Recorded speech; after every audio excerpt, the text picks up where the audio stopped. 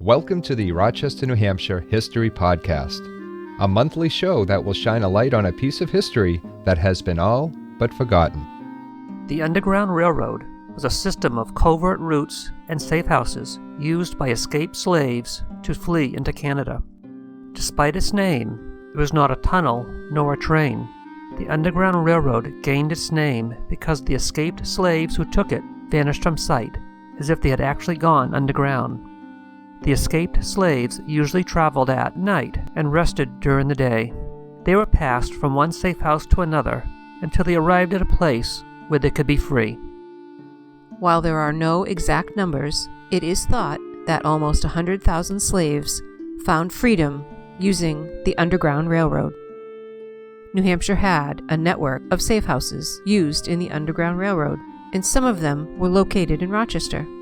Thanks to a December 1889 Rochester Courier, we can determine the route the Underground Railroad took in Rochester. Let's first read the article in its entirety, then we'll break it down and show the route on a map. In the exciting days following the rendition back to slavery, our own section of the Underground Railroad was steadily assisting to Canada the escaping slave. The course usually followed was up through Ela's Lane and across Simon Chase's garden, thence in rear of Lewis Hanson's buildings by a narrow pathway leading to Harry Hale's barn, where was found a resting place for these homeless bondsmen, and when safe to proceed, they crossed a street to Benjamin Barker's shed, to a gate which opened across to land in rear Stephen Math's, thence to Union Street, where shelter could always be found and aid given by John Greenfield. Let's break all that down with pictures and a map. 1. The escaped slaves came into Rochester along the Cocheco River to Jacob Ela's house.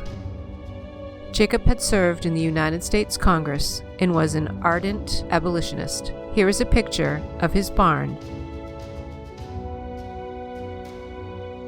And this is the path from the Cocheco River to his property. Number 2. From Jacob's house, they went across Simon Chase's garden and followed a path to Harry Hale's barn. Number 3. They rested in the barn until it was safe to cross Market Street, which today we call North Main Street, to Benjamin Barker's shed. Number 4. They then passed to the rear of Stephen Math's on Wakefield Street to the home of John Greenfield, where they found food and shelter before continuing on to their journey to Canada. Rochester's Underground Railroad had to be a secret operation, since there were slave hunters in New England that were on the lookout for escaped slaves. The Rochester men and women risked imprisonment and fines from the federal government by operating this section of the Underground Railroad.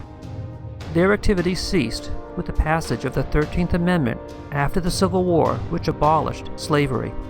This ends the podcast.